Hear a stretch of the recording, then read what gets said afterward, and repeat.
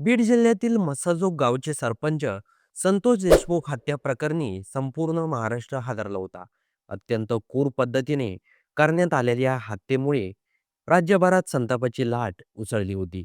या प्रकरणातील आरोपीवर मकोगा अंतर्गत कारवाई करण्यात आली आणि सर्व आरोपी सध्या तुरुंगात आहे.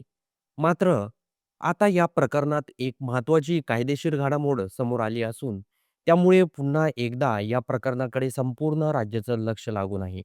सध्या संतोष देशमुख हत्या प्रकरणाचा खटला अंतिम टप्प्यात पोहोचला आहे.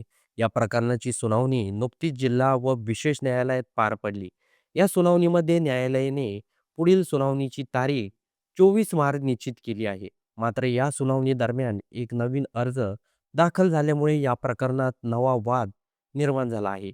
या प्रकरणातील मुख्य आरोपीपैकी एक असलेले जयराम चाटे याने न्यायालयात एक विनंती अर्ज दाखल केला होता. जयराम चाटेने न्यायालयाला सांगितलं की त्याच्या भावाचा मृत्यू झाला असून भावाच्या निधनानंतर होणाऱ्या 12व्या दिवसाच्या धार्मिक विधीसाठी त्याला काही तासांसाठी बाहेर जाण्याची परवानगी द्यावी.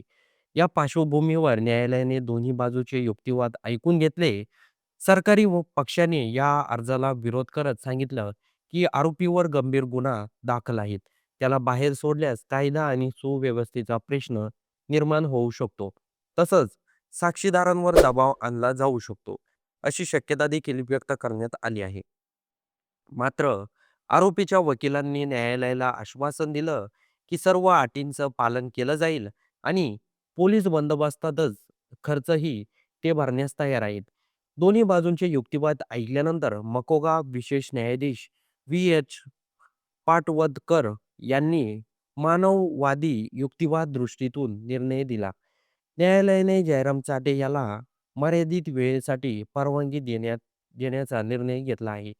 त्यानुसार 13 मार्च रोजी सकाळी 9 वाजल्यापासून दुपारी 4 वाजेपर्यंत जयराम चाटे याला पोलीस बंदोबस्तात त्याच्या गावी जाऊन भावाच्या 12व्या दिवसाच्या धार्मिक विधीत सहभागी होण्याची परवानगी देण्यात आली आहे.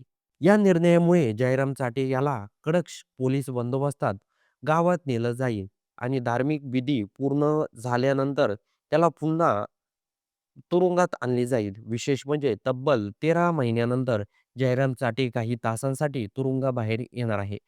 संतोष देशमुख हत्या प्रकरणानंतर आतापर्यंत कोणताही आरोपी तुरुंगाबाहेर आलेला नव्हता. दरम्यान या निर्णयावर संतोष देशमुख यांच्या कुटुंबियाकडून आणि समर्थकांकडून तीव्र प्रतिक्रिया व्यक्त करण्यात आली आहे. संतोष देशमुख यांचे भाऊ धनंजय देशमुख यांनी प्रशासनासमोर गंभीर प्रश्न उपस्थित केले आहेत. त्यांच्या मते या हत्येनंतर परिसरात आधीच तणावपूर्ण वातावरण आहे. अशा परिस्थितीत मुख्य आरोपीला बाहेर सोडल्यास पुन्हा संघर्षाची ठिणगी पडू शकते. धनंजय देशमुख यांनी असाही सवाल उपस्थित केला की आरोपी बाहेर आल्यास या प्रकरणातील महत्त्वाच्या साक्षीदारांवर दबाव आणला जाऊ शकतो किंवा त्यांना धमकावले जाऊ शकते. तसंच पीडित कुटुंबाच्या सुरक्षेचाही प्रश्न निर्माण होऊ शकतो.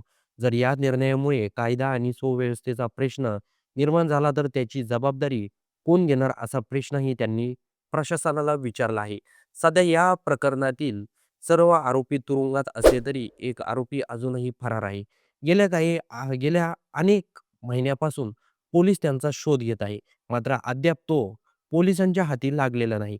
दरम्यान आता जयराम चाटे याला काही तासांसाठी दिलेली परवानगी आणि त्यावरून निर्माण झालेला वाद यामुळे पुन्हा एकदा संतोष देशमुख हत्या प्रकरणात चर्चेत आला आहे. आता पुढील सुनावणी 24 मार्च रोजी होणार असून या प्रकरणाचा अंतिम निकाल काय लागतो याकडे संपूर्ण महाराष्ट्राचं लक्ष लागून आहे. तर मंडळी, या संपूर्ण प्रकरणाबद्दल आपलं काही मत असेल तर ते कमेंट बॉक्समध्ये नोंदवायला विसरू नका.